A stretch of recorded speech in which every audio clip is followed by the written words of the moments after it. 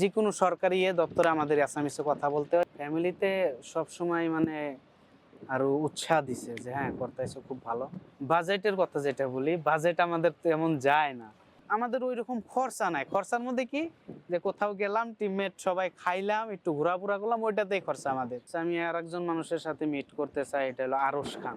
মানে আসামের মেইন ল্যাঙ্গুয়েজটা হলো অ্যাসামিস। আমরা পড়ালেখা করছি অ্যাসামিসে। তো আমাদের অ্যাসামিসের পাশাপাশি হিন্দি, ইংলিশ এগুলো কম্পালসারি। হিন্দিও জানতে হয়, ইংলিশও পড়তে হয়। আর এই অ্যাসামিসটা হলো অফিসিয়াল। যেরকম আপনাদের এখানে কি হয়তো স্কুলে টোটালি বেঙ্গলি, তো আমাদের ওখানে টোটালি আসামিস। যে কোনো সরকারি দপ্তরে আমাদের অ্যাসামিসে কথা বলতে হয়, অ্যাসামিসে ফর্ম ফিল আপ করতে হয়, সব অ্যাসামিসে করতে হয়। বাট আমাদের বাড়িতে যেটা লোকেল, আমরা যখন কানেক্টিং হই বাসায়, তখন আমরা বাংলায় কথা বলি। আর বাংলাটা হয় আপনার যে টাঙ্গাইলের যেটা ল্যাঙ্গুয়েজ, ওইটা পিওর বাংলা বলি না আমরা। টাঙ্গাইলের যেটা ল্যাঙ্গুয়েজ, ওই ল্যাঙ্গুয়েজে আমরা কথা বলি। তো এটা অনলি মানে বাড়িতে বলার জন্য আমরা এটা ইউজ করি, আর এর জন্য আমরা অ্যাসামিস ইউজ করি। তাছাড়া মানে এই ল্যাঙ্গুয়েজ নিয়ে মানে ইয়ার আগেও বহুত মানে বিতর্ক, বহুত কিছু।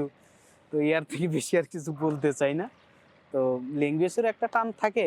ফ্যামিলিতে সবসময় মানে আরো উৎসাহ দিছে যে হ্যাঁ করতেছো খুব ভালো। আমাদের কন্টেন্টগুলো দেখবেন, আমরা কোনো টাইমে খারাপ ল্যাঙ্গুয়েজ ইউজ করি না। ভালো ল্যাঙ্গুয়েজে যদি আমরা মানুষকে ভালো কিছু উপহার দিতে পারি, চাহে ওইটা হাসার হোক, আর দেখবেন আমরা শিক্ষামূলক ভিডিও খুব দিই, ওটা পাশাপাশি শিক্ষামূলক ক্লাসিক। তো যখন এগুলো দেখে মানে ডিপ্রেশনের থেকে মানুষের দূর করার একটা মেডিসিন বলতে পারে। তো এগুলো ফ্যামিলির থেকেও দেখে মানে খুব আনন্দিত হয়, তারা উৎসাহিতও দেয়।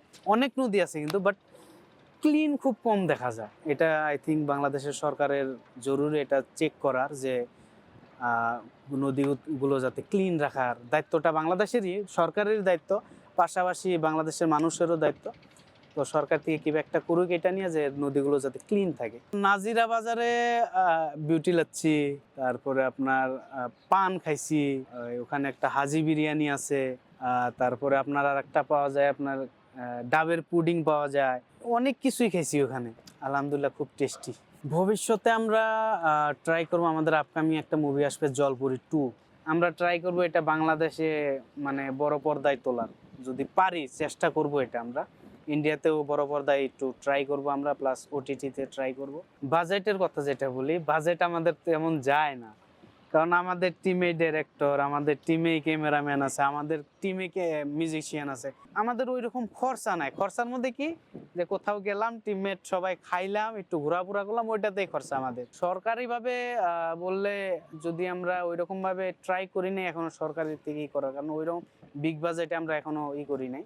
তো বিগ বাজেটে যদি কোনদিন ট্রাই করি, ইনশাল্লাহ সরকারি থেকে কোনো প্রবলেম হবে না আশা করি। আচ্ছা, আমি আর একজন মানুষের সাথে মিট করতে চাই, এটা হলো আরশ খান। নাটক industry one of my favourite একজনই অ্যাক্টর। নাদিয়া আপুর সাথে অলরেডি আমার লক হয়েছে, আলহামদুলিল্লাহ, আমার ফেভারিট অ্যাক্ট্রেস।